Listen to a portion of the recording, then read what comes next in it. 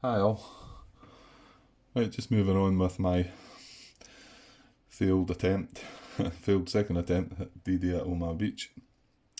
But decided just to try and finish out the turns, just to see if we can come up with a number that maybe could have been. So turn 26 about to start. We do have a couple of units to try and, well, HQ will land. It doesn't check, but we do need a card for that, don't we? So HQ lands, it's mid-tide. But we do still need a card for that. Again, the C result is the one you want, isn't it? D's lose a step, so we shall see. Right, here we go. I thought we were getting a C there, but it's a diamond, it's a triangle, isn't it? So that's going to be delayed 3 turns again. Doesn't look like this guy's getting a chance to come and do anything. He's now not going to be able to try until, well, to attempt to land on turn 30. So I don't think he's going to be of any use at all. Oh well, never mind. There's no other landing, there's no units to come down to land. So onto the event card. So first event card for turn 26.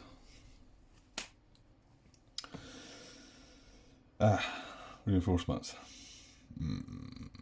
Okay, well, maybe better getting it in the first event rather than the second, I suppose.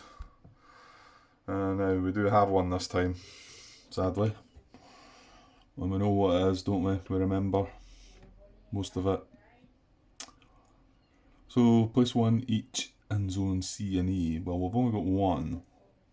So how do we go between the two then? So it's in 9.34 as well. It says if you run out of reinforcements during a multiple reinforcement event, apply the priorities of 9.3 to the entire map to determine which zones receive the available reinforcement units. I'm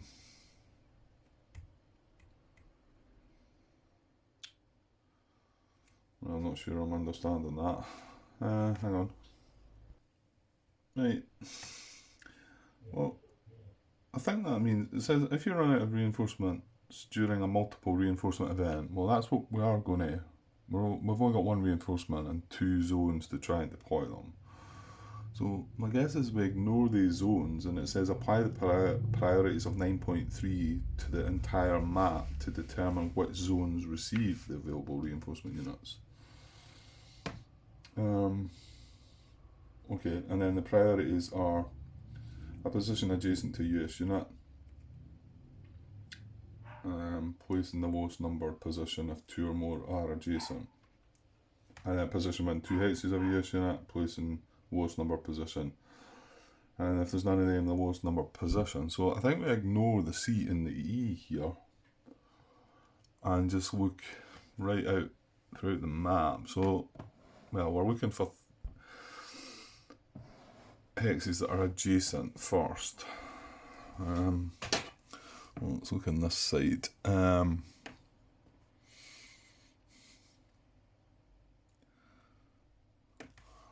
mean, this is adjacent, but we did shut off communication. We made sure that communication wasn't traceable.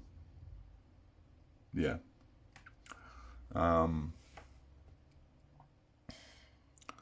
I think over this side we don't have anything that's adjacent anyway.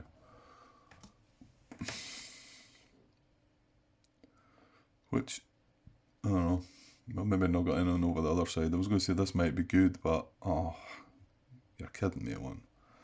It can't just go in the position that we've just removed it from, surely. Look at this.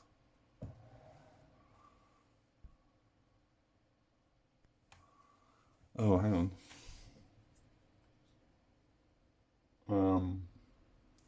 This doesn't have a numbered position though, so that doesn't count, does it? don't think we can deploy them there. Is there anything else that we've got adjacent? I don't think there is, you know. Sorry, I'll zoom out again. I don't think there is anything.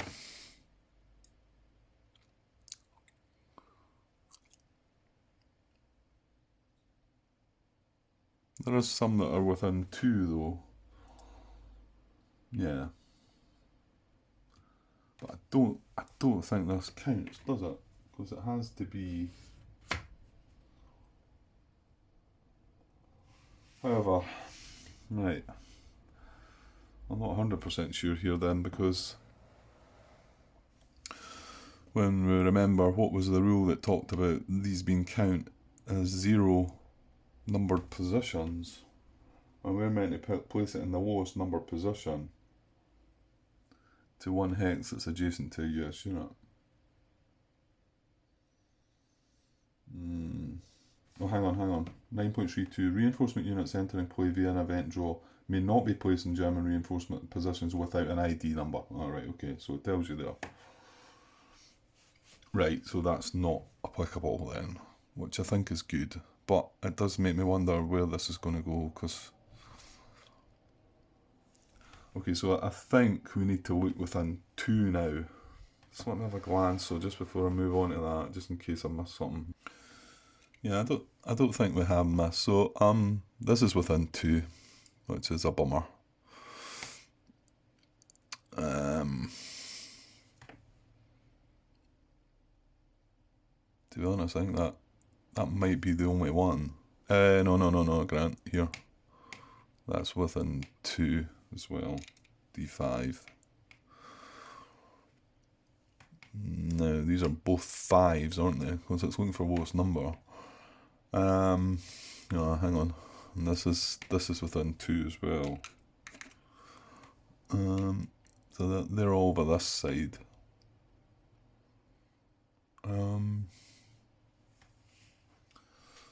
Sorry, didn't have that last one on. Here he is here. He's within 2 of this. And communications traceable to all of them. Now they're the only 3 that I can see that are within 2 on that side. Right, and then over this side, well, there's one right away. D6, isn't it? That's within 2 of that guy. We've got E3 there. That's within 2. Oh, that could be a headache. Yeah. And E2 is within, that's 3 away. This one's within 2 of that guy, which would stop our escape attempt. Not that really matters anymore. Well, I suppose not that any of this really matters anymore. I think that's it. And this one's not got a letter, of course. It's within 2, but... Yeah, I think that's it. So... it's then going to come down to the lowest position, lowest number position.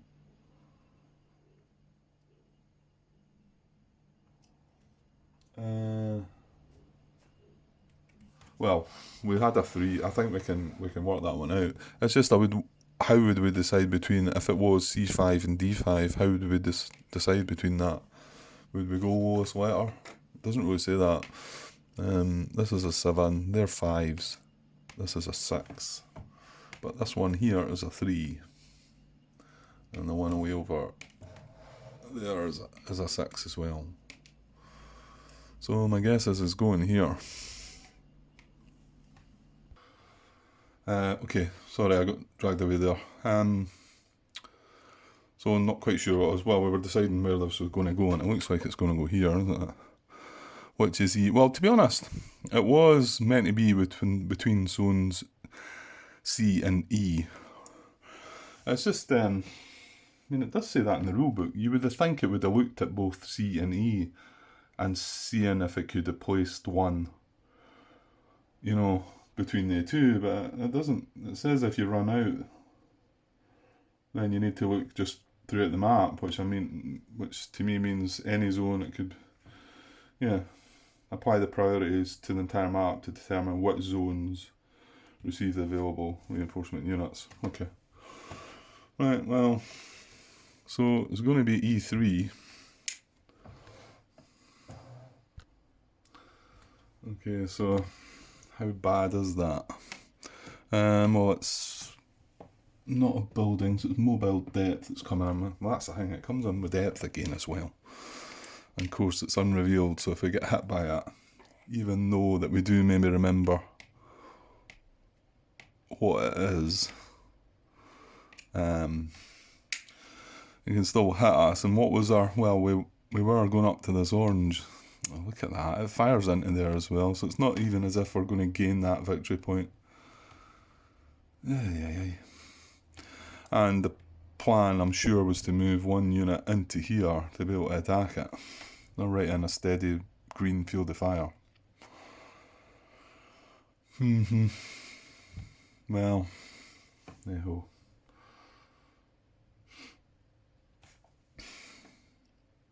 However, we still would gain a victory point for the red if we can take that out. And then basically then maybe just leave something in there. It's still in sporadic green, and then just maybe move, see if I can get up to another couple of points up further on.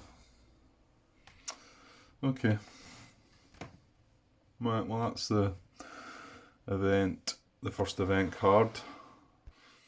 Okay, let's just push on for some fire in the east. Orange was not a colour I wanted to see. Damn it. Well, it's not the worst of the two. Right, we might have artillery as well, although we've tidied them up, so I think there's only 2 artillery positions left, which is good because I definitely want to place my base. Oh, actually, we worked out you could place the base, you just couldn't increase its range or use the traffic management, I think. That seemed to be how it was written anyway. Okay, we'll get to that. So, double orange, and it's an A though. Ooh. So we've got double orange down here. And I didn't want that firing because it looks like it's going to disrupt this guy, which stops us from getting into position.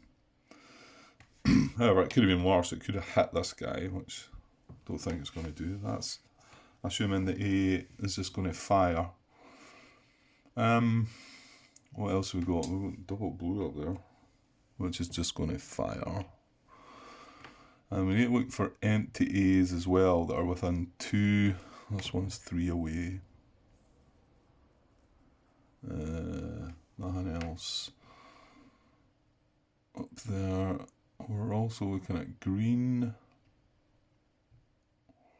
Yeah, there's not as much to look at over here, isn't there? There's red, 2 red positions, an orange, a blue, and a brown position further along here.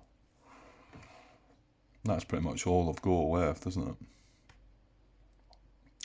So it's only blue and orange we're looking at, and then, like I say, orange, empty oranges are within 2, but there's not any. No. Okay, so the A action then first down here. I'm guessing it's just going to fire, but I might have that wrong. What are we? It's an occupied reinforcement position with units in its field of fire. Yeah, it's going to advance or fire. So yeah, it's not got arrows to advance. So it's just going to fire. And unfortunately it's going to disrupt this guy.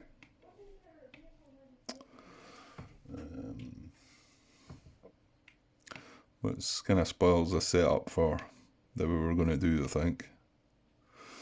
I mean, we could still risk moving just that unit and then that unit in and just doing the 8 strength with the naval gunfire. So that's possible. Okay, so I think that's all he's doing. Yeah, he didn't have an arrow, did he? Okay, I've been away again for a good bit. So, right, we've done the orange fire there. So this is blue, but it's just normal fire. And he's going to disrupt that guy again, isn't he? That's not such a big deal, though.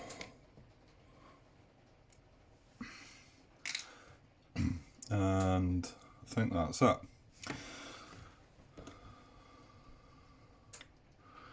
Yeah.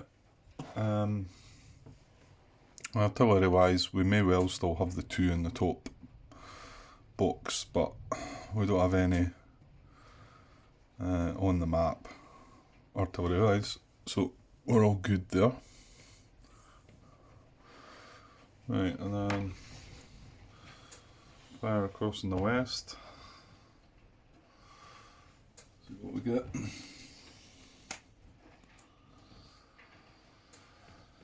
Purple, double blue, double green. Right, I'll go and mark things that might be doing something. Okay, so it looks like there's quite a lot of potential here.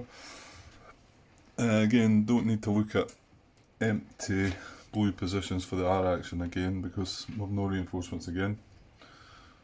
So, yeah. I'll just probably work myself left to right. I think that's the best way to do it. If I find a conflict, we can always come back. So he has units in its field of fire.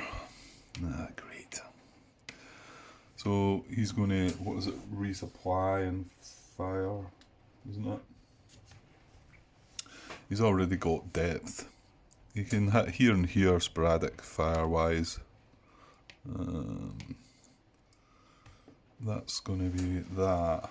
So he's going to disrupt this guy, which isn't good. I'm wondering about this P action though from the green. So disruption there from Ham. So the green, but that sporadic fire into here from green as well. Yeah, it means there's a lot bigger chance of this guy getting disrupted. He's got 3 colours to avoid.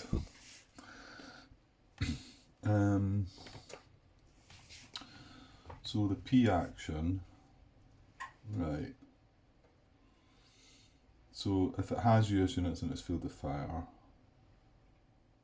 it disrupts all units and positions in tense and steady fields of fire. Well, that's not going to be the case. The only one that's in the field of fire is this guy. So if there are no US units in the positions in tense or steady field of fire, place a disrupting marker on just 1 US unit within 3 hexes of the position. Dear. So okay, well there's a bit of crossover here then, I think. Place disrupting markers on every US unit regardless of target symbol in hexes in the positions in tense and steady field of fire. Not in hexes with sporadic fire. So we've only got sporadic fire. And it says if there is no US units positions in tense or steady field of fire, place a disrupting marker on just 1 US unit within 3 hexes of the position. So 1, 2, 3 or 1, 2, 3, it could target these 3. So, and then it says if more than 1 US unit is within this range, disrupt the closest unit, then the unit with the target symbol. Well,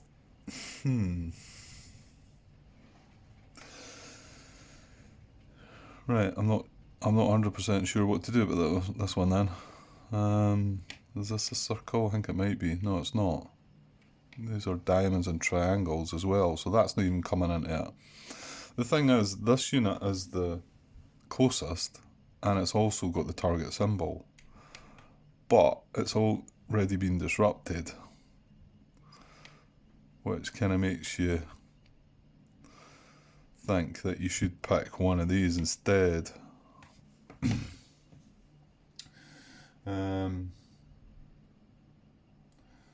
If that was a case, they're both as close, none of them have the target symbol, then it's greater attack strength, and then your choice if they're equal. So if it comes down to that, and we do have to target one of these, it's going to be one of these 3-4 strength units, not the one with the hero underneath. But I don't know if we get to skip by this or not, because this should be the target for the patrol action. I'm going to just see if I can find anything about that. It feels like it's something that, well, yeah, I'm sure it's come up before, but it's maybe not that obvious, is it? Because if I do them in the other order, what did we say again? If it comes down to, yeah, sequencing actions, conduct actions the higher number position first. So that's a 3 and that's a 1. So that suggests that this would do its action first, and it would disrupt this. And then this would do its action, and it could only disrupt this, and it's already disrupted. So going by that, I think that's the result, is that unit's disrupted, and that's it. I'll have a quick look. Not enough a lot came up when I put in the search for patrol at all. Like I say, it maybe is kind of a rare type of occurrence. But I think that's right. I think because these are both going to do the same thing. Well, I don't know if, say this blue position wasn't disrupting this. No, I can't say that, can I? What I mean is, if they were the other way about, and this was conduct action first and disrupt this, would this look at this unit and say it was already disrupted? We'll need to go further afield to find another disrupted unit. Whereas the priorities would target that unit. And I'm thinking that yes. I mean, yeah, I think so. I think because it's closest and it's also got the symbol. Well, I don't think it needs to matter about the symbol. It's the closest unit, so it's the one it should target. However, if we rewind things a bit and we carry out this action first, we would disrupt this first, and that's what we need to look at, the sequencing action. So that disrupts that. Then we try and fire with that, and although it's got the units in its field of fire, it can't do anything. Yeah, gonna go with that. Let me know what you think. If it would have looked at this and thought, right, this is already disrupted, we'll go elsewhere. I don't think that is in the rules, but okay, so we'll look at this double purple. Let's go to the M action. Oh dear, this is going to be mortar fire, isn't it? The only good thing I can see is that it's a circle, and I've already looked. These are both diamonds, this is a triangle, so... oh, hang on, this is a circle though. Right, this guy might be getting hit then, I think. Right, so got mortar fire. And yeah, if there's US units in its field of fire, it would just fire. That's something I've noticed in this game playing at this time, is having units in sporadic fields of fire from these positions is quite a nice tactic to use, isn't it? Because they'll generally then just carry out the normal fire action. And the worst case scenario you're going to get is a disrupted unit. But if you've not got units in the field of fire, as we have here, then it's going to carry out its lettered action, and in this case it's going to be mortar fire. And right, oh yeah, the mortar fire, was it only 3 hexes? 3's enough anyway, isn't it? Yeah, 3 hexes. Treat all hexes within the position's mortar range as if in position steady field of fire. US units, including armour with a target symbol, are hit and lose a step but are not disrupted. Well, none of these have a circle, but this guy does. So he's going to take a hit. He's already disrupted anyway, so he's got the worst of both worlds. Yeah. And that's 2 turns in the trot. We've seen mortar fire hurt us. Martin was saying that I'd got kind of lucky in my game. That's true, because I think that's the first 2 occurrences I've had a mortar fire. So, okay, I think that's that one. Might as well move on to this blue. So, alright, I don't think it does have units in its field of fire then, does it, this one?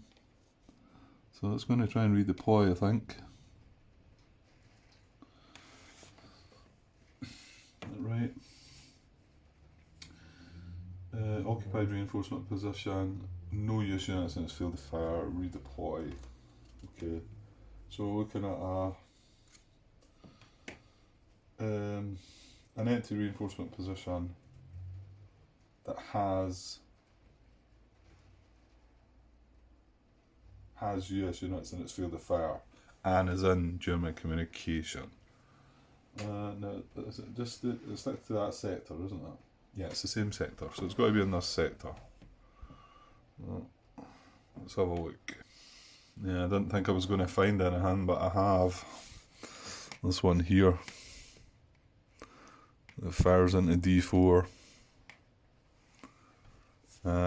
Now was that, well, that's a victory point hex anyway, so this blue position is victory point, so it does need to go to a victory point hex.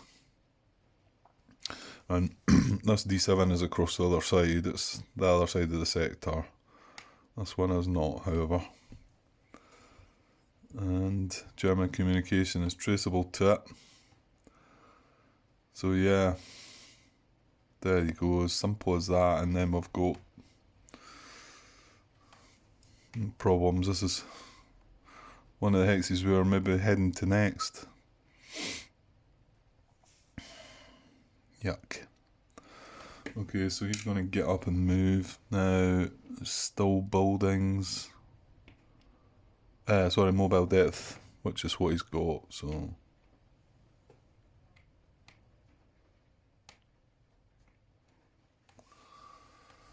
Yeah, that's not what we wanted.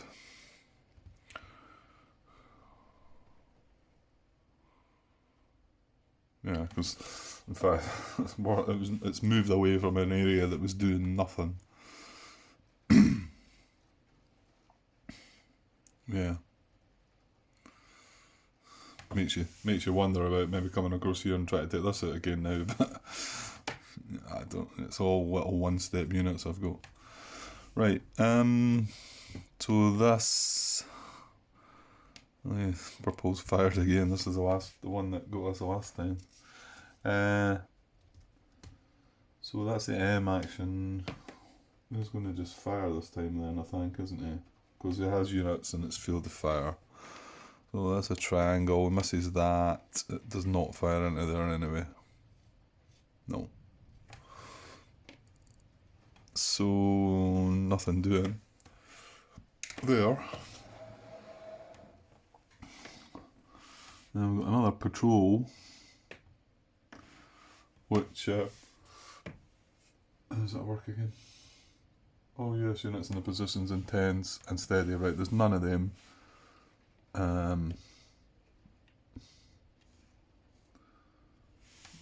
Does it not need the symbol? No, it doesn't need the symbol, does it? If there are no US units positioned in tense or steady, place a disrupted marker on just one US unit within 3 hexes of position. 1, 2, 3. 1, 2, 3. Yeah, can't go over there. So this guy here is going to be disrupted. That's not too big a deal, really.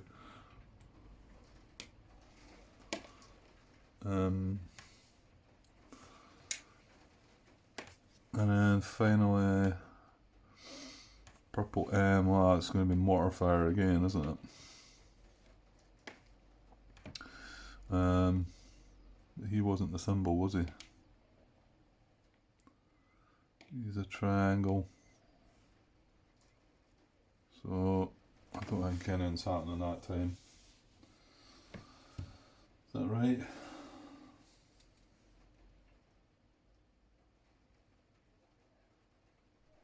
Yeah, it's got to be within 3, but he's got to have the target symbol, so he's okay. Right, that's that. Yeah, but I don't think that was great. It's blocked some of our ideas there, isn't it? Put another part in just to block us. I don't know now. I don't know. We just come across that way with them, try and take this brown out and then move up that way, I suppose. They could just as easily move again, that's the problem. Okay, no artillery there, so that was good. And then, so second event card to come. We will try again for Martin's Panzers. Turn 26. Ah, bingo. Okay, so German reinforcements, place 1 each in zones B and E. B is away along there, okay, and then where's E? E is right where we are, isn't it, where the card is? Right, okay, let's get the page out to see how this works. Okay, so 23.2 is armour reinforcement appearance. Beginning on turn 17, a German armour unit enters play as a reinforcement if all the following apply. There are no units in the tactical reinforcement pool. That's correct. German armour may not enter until the tactical reinforcement pool is empty. A reinforcement event is drawn as a second event draw of the turn. That's correct as well. German armour may not enter on the first event draw of the turn. The reinforcement position indicated by the event card is in a hex with a primary or secondary road based on the reinforcement placement priorities of 9.3, and a path of connected road hexes can be traced from the position to entry exit hex B, C, D or E. This path may not pass through a hex occupied by or in control of a US unit. Hexes that can only trace to entry exit hexes A, F or G do not qualify. Well, the fact we've got B and E as the zones we're looking at, it's more than likely that these are going to come in somewhere. If the above situation applies, draw an armour unit and depth marker from the armour reinforcement pool instead of drawing from the division reinforcement pool. Place an armour unit in the selected reinforcement position, revealed side up, with the depth marker unrevealed beneath. No more than one armour reinforcement may appear in a single turn. Okay. If more than one is called for, or if only one is available, place the armour unit in the lower numbered reinforcement position. So, more than one is called for, place the armour unit in the lower numbered reinforcement position. Okay, so I guess we're going to look at B and E, and then if there's more than one option, we're going to look at the lowest number. Right, okay. Well, let's look at B first.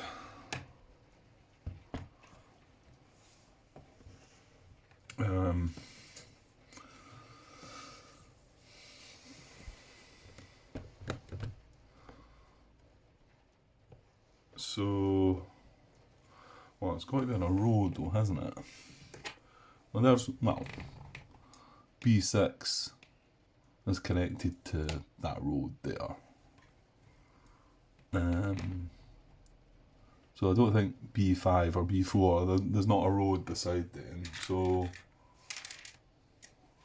clearly looks like that's probably where it's going to. Now hang on though, hang on, Grant.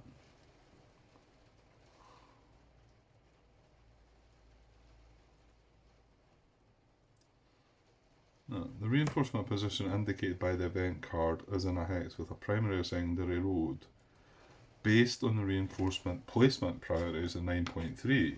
Yeah, well, right. Oh, okay, right.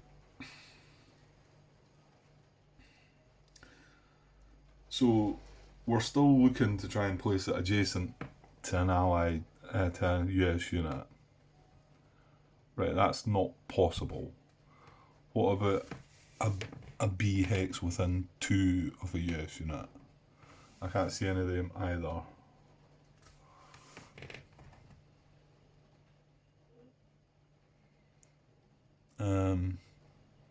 That's right. And in fact, I mean, B7, this is just a trail running through there. That's a trail, and that's all trail as well. That's not got nothing. That's, I think that's the only hex it can go. It's the only one that's got the road. So that's a possibility in zone B. But remember, if we get one in E as well, and then just we'll only do it in the lowest position, wasn't it? The word numbered reinforcement position. Right, so let's look across at E then. Further along, Grant. Oh, we'll go E2 away down here actually.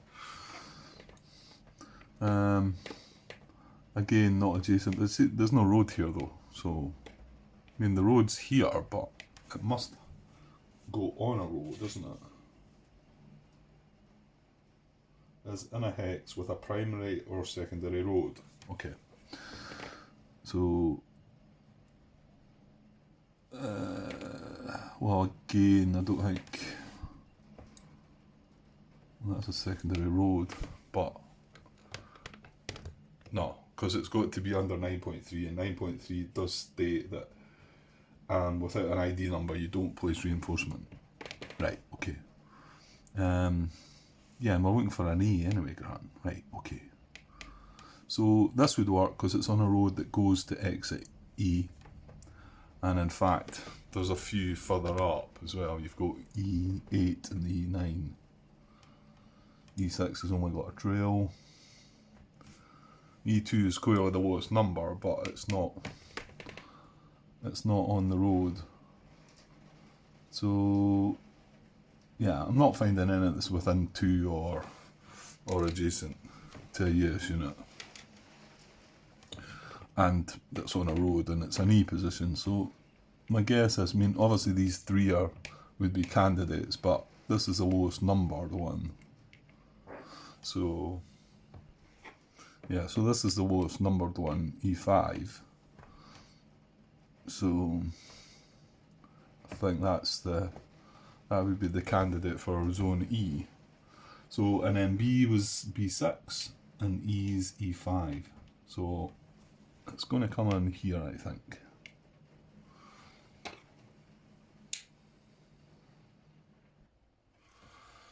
Right, sorry, I disappeared again. Okay, so that's where it's going to go. So now, right, it's quite funny, somebody was posting asking questions. I don't know if it was one of the guys that's been watching. It was Nick Sunday maybe. About which tank units, armoured units you use. And well, it says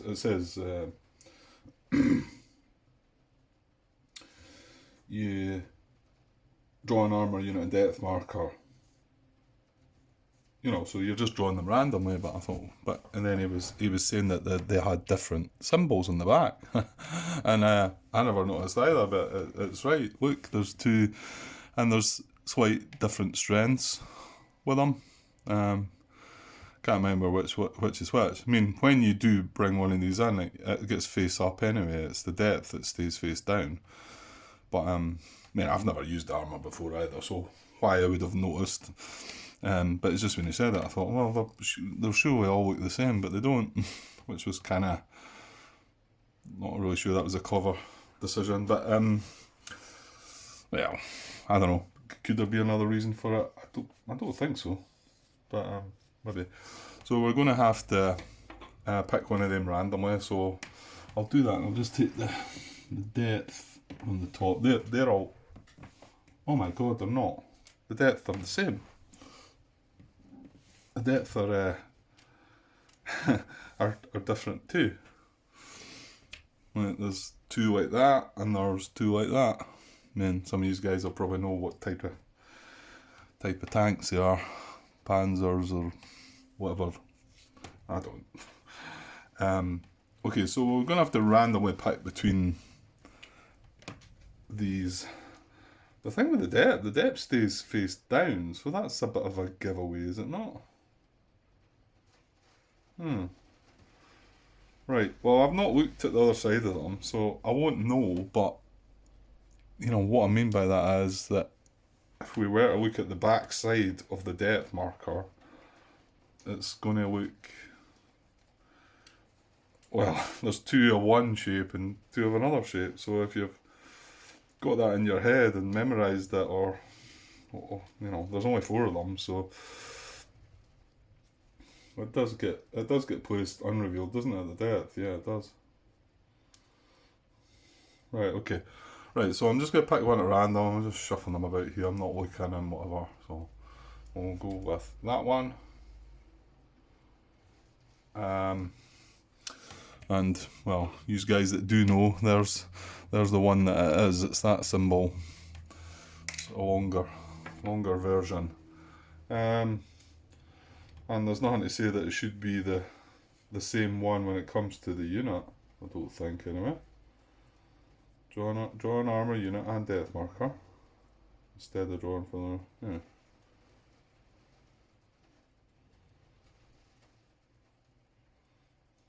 yeah. Okay. So and then it's the other one then, so and this gets revealed. So it's got a strength of 6 and it's got artillery on it. I'm guessing the wee A is just to say that it's an armoured unit. And the green symbol, is that relevant as well? I'm not sure. Right, let me put these back up in the box. Hopefully we'll not see them again.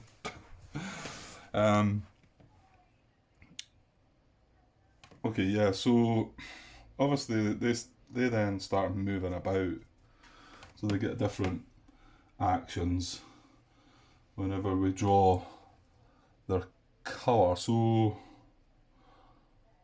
as our colour green then, okay, it must be.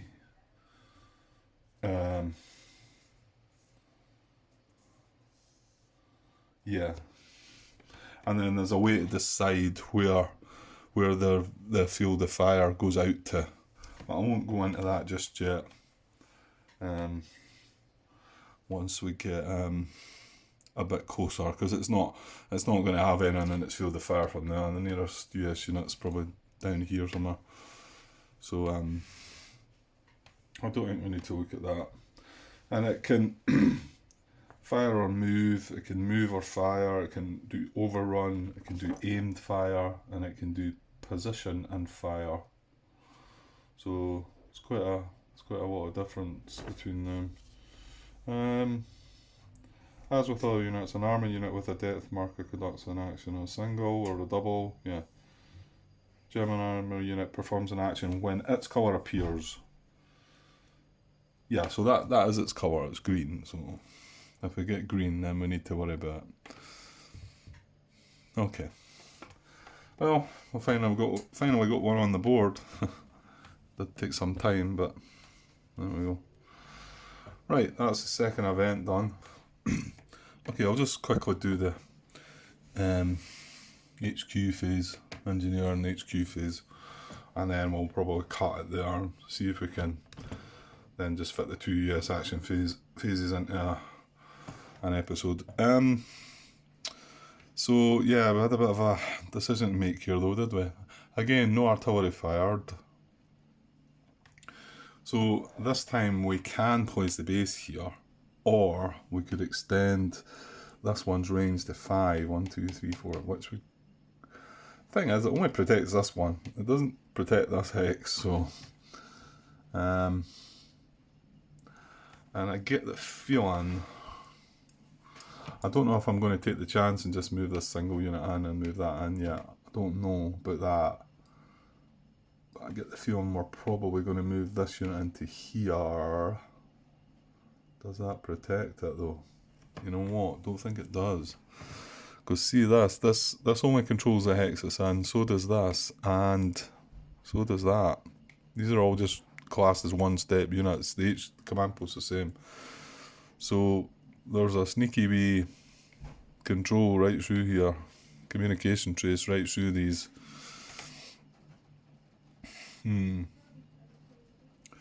Oh, hang on, 1, 2, 3, 4. Ah, yeah, we would garrison that, wouldn't we? That's even more. That's more important then.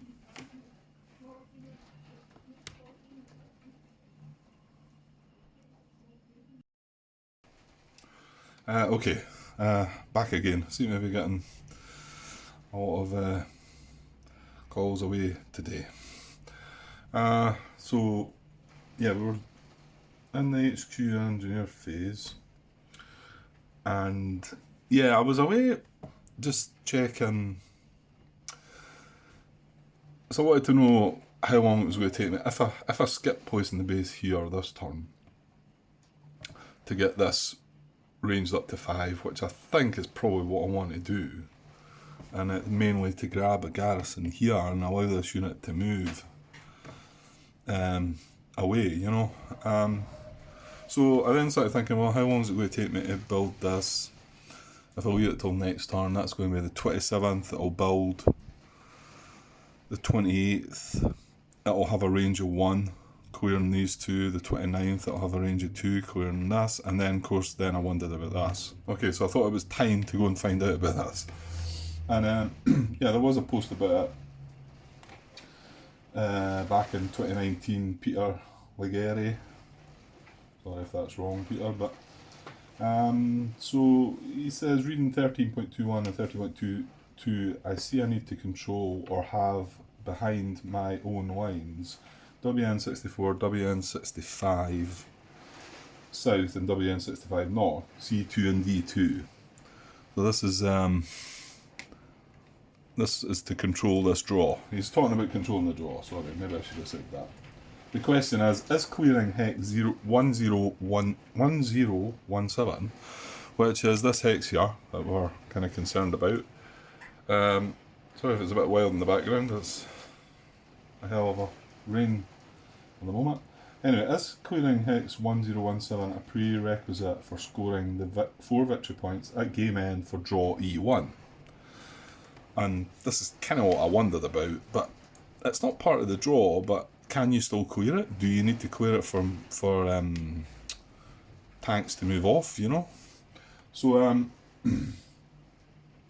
he says, reading 20.3, I read, and your engineers have completely cleared the draw of German obstacles. Well, that's not in the draw, so that's outside the draw. He says, I view hex 1017 as a mined road hex in high ground outside draw E1, and thus not part of draw E1. And so not required to be controlled for gaining the 4 victory points at game end. What is your take on this? And then, yeah, I would say that sounds correct as well. What he said, yeah, this isn't part of the draw, so what he said is right. Martin answered, like you say, it's not part of the draw and doesn't need to be cleared for victory purposes. He says, a related question, and I suppose this is kind of what I was getting around to, is if it's even possible to clear that hex, since the rules say road clearing affects obstructions on the pavilion and in draws. Well, admittedly, I didn't read right into that. I only wondered about that. But Martin's obviously done his homework and knows his stuff and realises that it only talks about the pavilion hexes and draw hexes. Well, this isn't. This is a high ground hex. And then Peter comments back, brilliant observation. I'll try and ask John Butterfield. And finally, John Butterfield does come along. He says that's a wording error. Road clearing applies to all mined road hexes. So, so the wording error is that it just clears on the pavilion and in draws. So that's not the case. This is only hex that I think is affected by this, and I think that's why it's strange. And maybe that's why I kind of thought maybe this was a misprint. You know, it shouldn't be a mined road still, because it is the only one that comes out the draw that's mined. You know, so it was a bit strange. So there we go. It does need to be cleared for traffic to move through it. Not our infantry, but any of the non-infantry units. So we would then need to have a range of 1, 2, 3 to get anything onto the high ground. And our plan is to get this tank onto the high ground. So that does mean if we place it next turn, and the thing is, this turn, this tank's going to get along to here. So we place it next turn, then the tank moves to here. Then we increase the range next turn, so the tank will move into there. Next turn, we get a range of 2, the tank can move into there. However, next turn's a 2 as well, and then next turn we will be able to clear it. So it does mean the tank will have to stop for one turn. But turn-wise, what are we on? 26, so that would be 27. 28 clears them. 29 clears that. 30. And then 31 clears that. So it is within the limits of getting the tank onto the high ground to get us, say, 2 points. I think it's 2. Is it per step or per unit? It might be per unit. I should probably look at that. You know what? We've got 14 units in the catastrophic loss box anyway, so doesn't matter.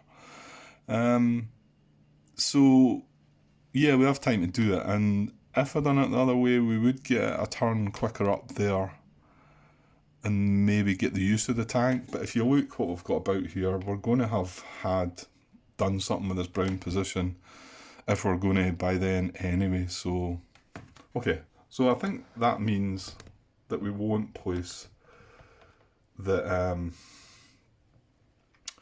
new base. We'll just increase the original base's range up to 5. I think so. I think that.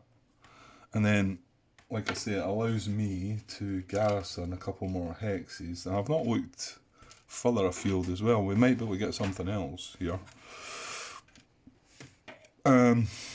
So we're up to 5. So 1, 2, 3, 4, 5. We can garrison this hex. And more importantly, like I say, we can go 1, 2, 3, 4, garrison this hex.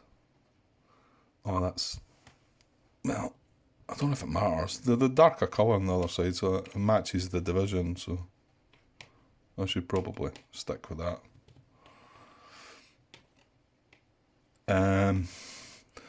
1, 2, 3. We've got this one. We can't get up to here. However, we've got... No, we still can't do that. But I think we've got the purple now. 1, 2, 3, 4. Why were we not getting that before?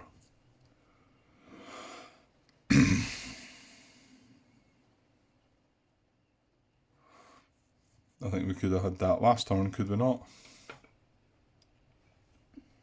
Yeah, I think so. It's not a disrupted marker, Grant, you want? It's a garrison marker. 1, 2, 3, 4, yeah. I'm not quite sure, because nothing fires into that. I think I could have garrisoned that last turn. And, well, sorry, was that on camera? It's this one here, purple one.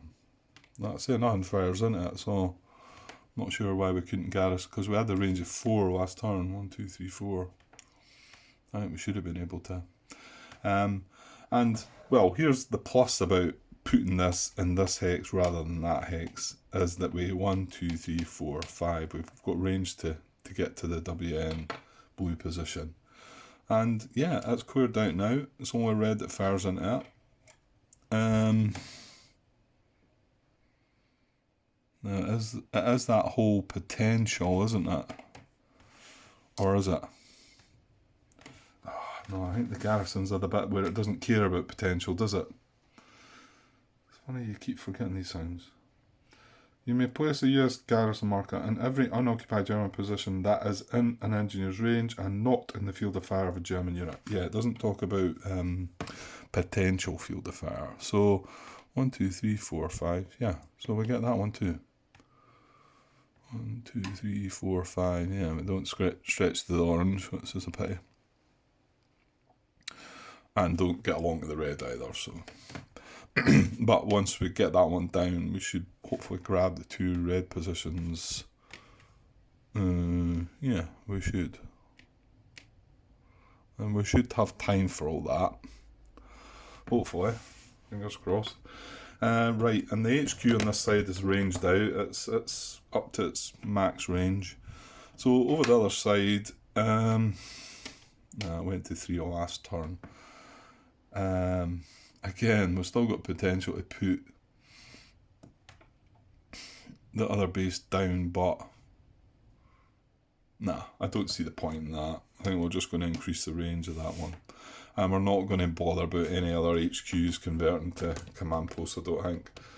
I think it's, we're past all that stuff, I think. Okay, so, yeah, that's that. The video had cut out there as well, so I think I was at the 40 sort of minute mark though.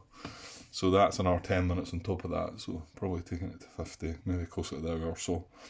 So I'll take a cut there and I'll come back with a US action phase probably right away. Okay, cheers.